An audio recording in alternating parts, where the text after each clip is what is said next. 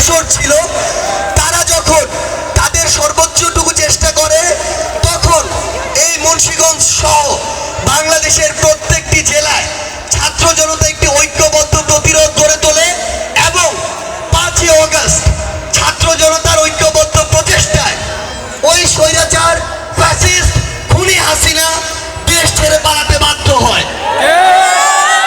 এগুলো ছিল আমাদের ব্যাকগ্রাউন্ড, কিন্তু সামনে আমাদের চিন্তাগুলো কি, বর্তমানে কি চলছে, কেন এগুলো আমাদের ভাবতে হবে, সেটি নিয়ে আমাদের মূল আলোচনা। বিগত 16 বছর ধরে বাংলাদেশের প্রত্যেকটি রাজনৈতিক দল তাদের সর্বোচ্চটুকু দিয়ে চেষ্টা করেছে তারা ওই ফ্যাসিস্ট সরকারকে নাকি পতন ঘটাবে। তারা কি পেরেছে?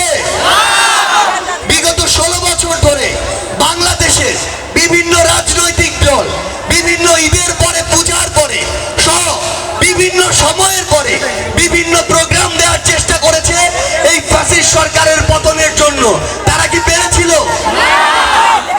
আপনাদের একটি জিনিস খুব ভালো করে মনে রাখতে হবে, যেদিন ছাত্র জনতা ঐক্যবদ্ধ হয়ে মাঠে নেমেছে এবং ছাত্ররা সম্মুখ সারিতে ছিল, সেদিনই ফ্যাসিস্ট সরকারের পতন ঘটেছে।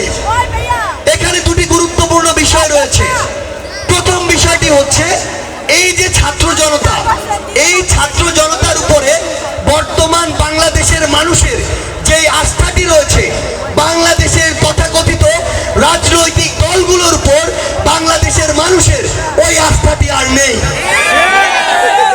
আরেকটি গুরুত্বপূর্ণ বিষয় এখানে রয়েছে, এই যে আপনাদের উপরে বাংলাদেশের